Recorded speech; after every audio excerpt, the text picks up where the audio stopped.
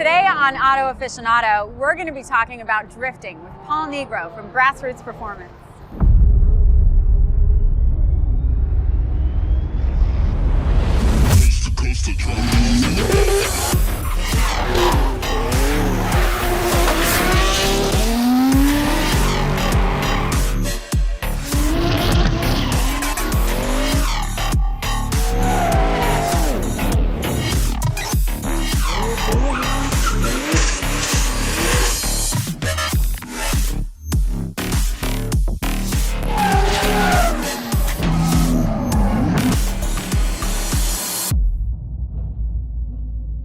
If you ask most people about the origins of drifting, they would probably tell you it all started back in Japan.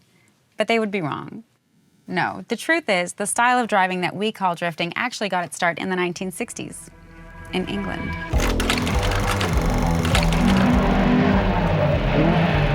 It was during this time that a man by the name of Roger Clark, driving a Ford Cortina GT, was making a name for himself in rally racing across Europe.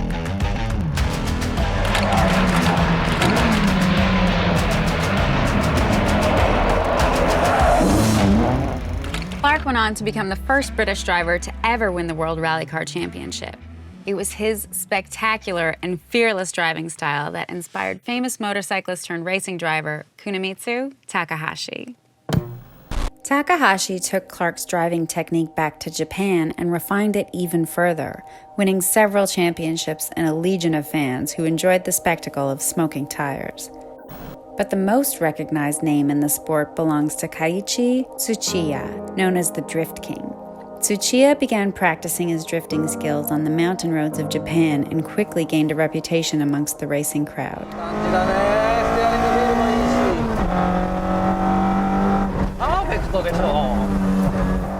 In 1987, several popular car magazines and tuning garages agreed to produce a video of Tsuchiya's drifting skills. The video, known as Plusby, became a hit, inspiring many of the professional drift racers on the circuits today, racers like Paul Nigro from Grassroots Performance.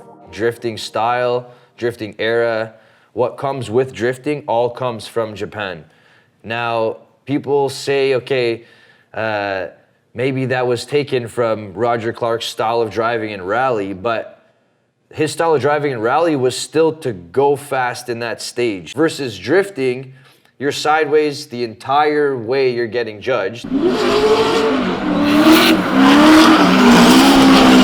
on top of that, there's style points. Your car, it's a totally different setup. So I can see how people say that maybe there's some sort of origins from rallying, but I would say like the true nitty-gritty of drifting all comes from Japan. I started drifting over 10 years ago here in Ontario, but I'd say within the last 4 years, drifting has really caught on fast. And not just that, like the lifestyle, the crews. I've seen crews come and go in racing, but the drift crews genuinely tend to stick together.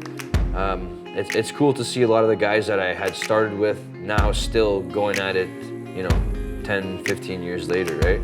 I was always into cars. My family, they were a big snowmobile family, so I kind of started off in snowmobiling at a really young age. I bought a racing go-kart. I enrolled myself in 2 different racing leagues, so I started in karting. Then as I got older, I got into Japanese cars. I was able to get my hands on a JDM vehicle, my 180SX. Street driving it fast, the car wanted to step out and get sideways. Obviously, I just let it hang a little bit more and more, and then I researched the sport. I checked out a couple events, and then after street driving, I said, okay, you know what, I think I'm ready.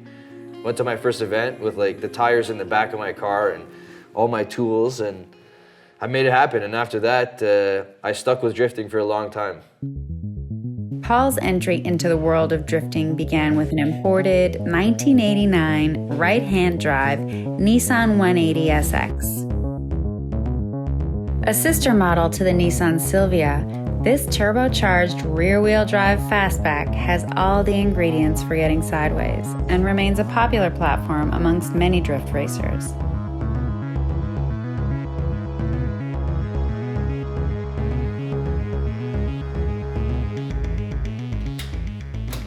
as soon as I could get a full-size car, obviously some street racing was involved, but I would like to say that I went straight to the track, and I realized there's no feeling. Everyone's going the same direction. There's no cops, and the respect when you're the fastest one at the track versus the street is like it's a totally different feeling.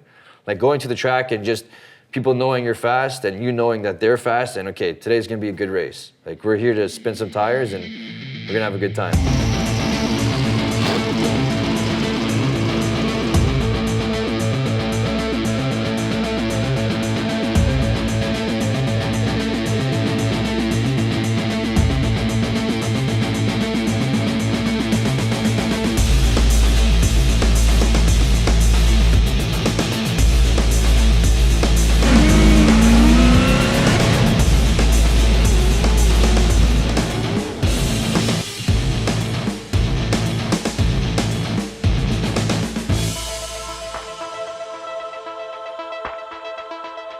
Aside from racing, Paul also runs Grassroots Performance, a Toronto-based shop that specializes in LS swaps and essential parts for high-performance cars, such as oil and cooling kits and track-proven components.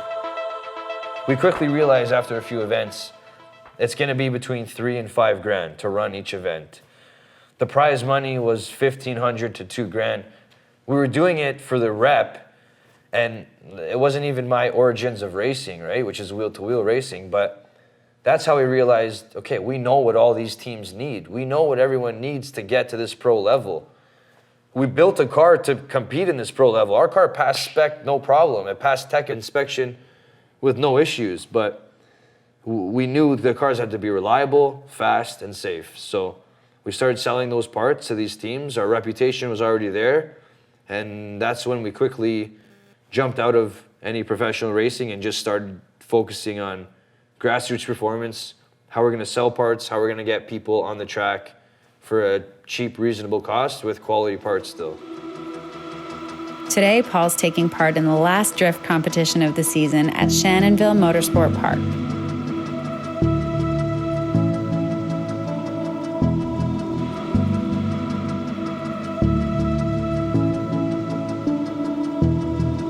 I'll be joining him to see what it's like to spend an afternoon sliding on smoking tires. Hey,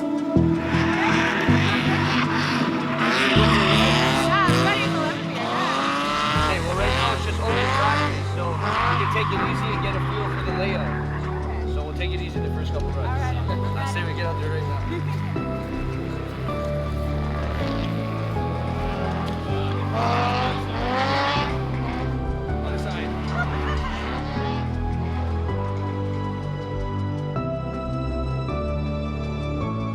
Well, I mean, this is like a backyard event. It's not really, there's no points. There is money being given away, but they're just trying to match the cars evenly, right? And since I kind of just showed up with the car, they're like, okay, you're gonna race both crews. So it'll be fun, at least. That's the good part. So these tires I did about 3 laps on, so we lost some grip already, but we should have a couple practice ones left. Okay, thanks. Yeah, we'll try it out. There's no real place to hold on to. So if you put your elbows back, you can actually brace yourself against the seat a bit. Otherwise, you could get tossed around this.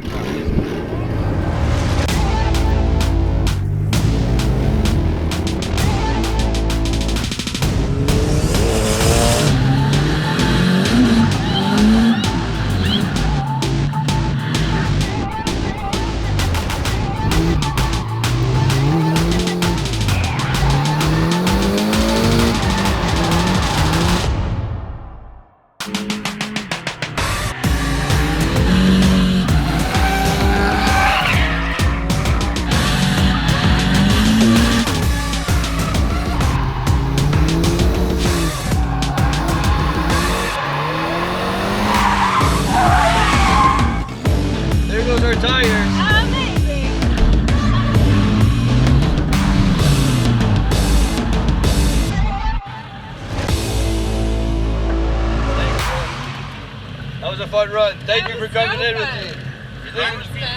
Thank you, buddy.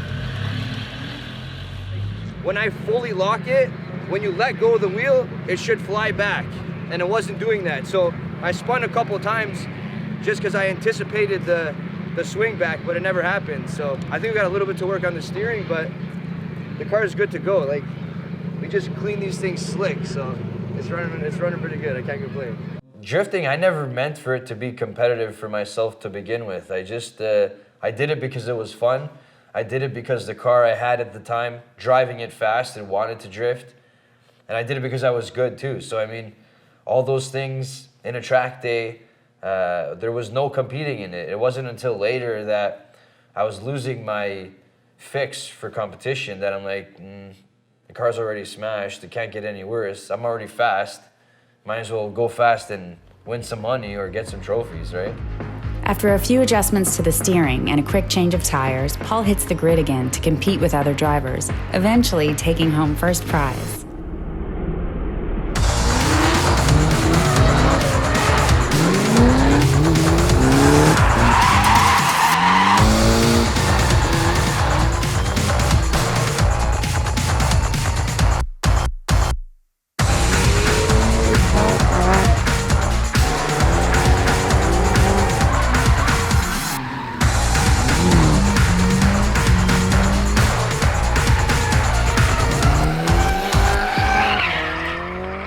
You need the car, you need the backing, you need everything. Back then, everyone was kind of at the same level. Now there's budgets and sponsors and teams that come in. You can pay your way through drifting. If you got a budget, you can win drifting. You can go fast, sideways, and smoke the place out. Unfortunately, in addition to the politics, money is a huge factor. And people just want to have fun, and that's what Grassroots is about. We still just want to have fun drifting, but now it's a lot harder to be a pro drifter now than I'd say it ever was.